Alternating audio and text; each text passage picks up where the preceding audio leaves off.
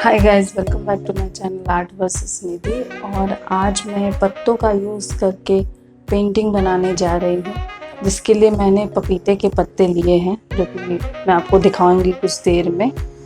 तो देखते हैं कैसा बनता है। Let's get started.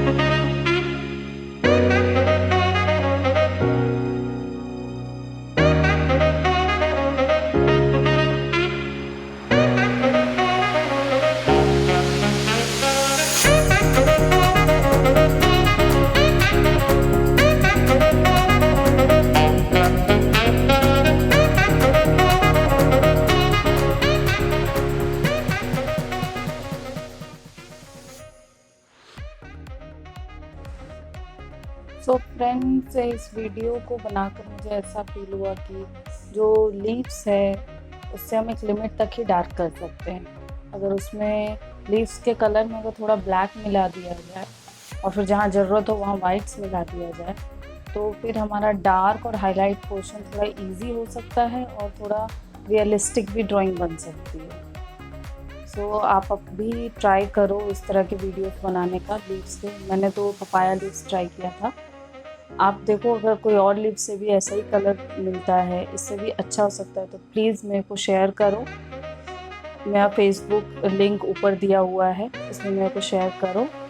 और इस तरह की और वीडियोस देखने के लिए मेरे चैनल को सब्सक्राइब कीजिए। Thank you for watching.